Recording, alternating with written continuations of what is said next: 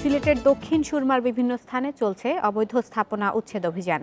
জেলা প্রশাসন এবং সিটি কর্পোরেশনের উদ্যোগে চলা এই অভিযানে এ পর্যন্ত উচ্ছেদ করা হয়েছে ৩ শতাধিক দোকান। অবৈধ দখল উচ্ছেদের পর মহাসড়কে যান চলাচল আগের চেয়ে নিরাপদ হবে আশা করছেন সংশ্লিষ্টরা।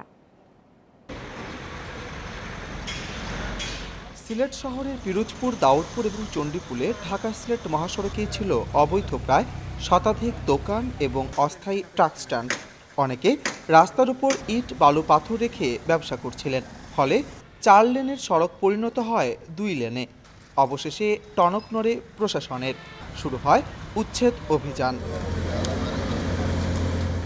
অবৈধ দখল উচ্ছেদে মহাসড়কের হুমায়ুন রশিদ চত্বর থেকে চণ্ডীপুল পর্যন্ত অভিযান চলছে। উচ্ছেদ চলছে কদমতলী, আম্বরখানা সহ সিলেট সুনামগঞ্জ সড়কেও।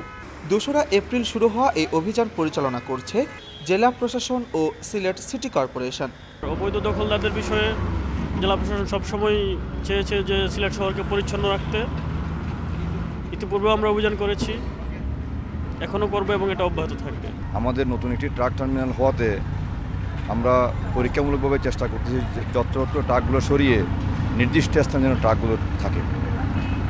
এই উদ্দেশ্যকে সামনে রেখে আজকের এই উচ্ছেদ অভিযানগুলো হচ্ছে। উচ্ছেদের পাশাপাশি জব্দ করা হচ্ছে মালামালও। এ ধরনের অভিযান নিয়মিত হবে জানালেন সিটি মেয়র। অবৈধভাবে স্ট্যান্ড গড়ে উঠেছে, অবৈধভাবে ট্রাক পার্কিং করা হয়েছে, অবৈধভাবে দোকানপাট করা হয়েছে।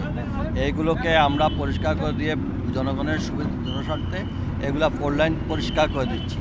এটা কন্টিনিউয়াস প্রসেস, এটা আজ থেকে শুরু হলো। এগুলা পরিষ্কার শেষ না হওয়া পর্যন্ত আমাদের অভিযান চলবে।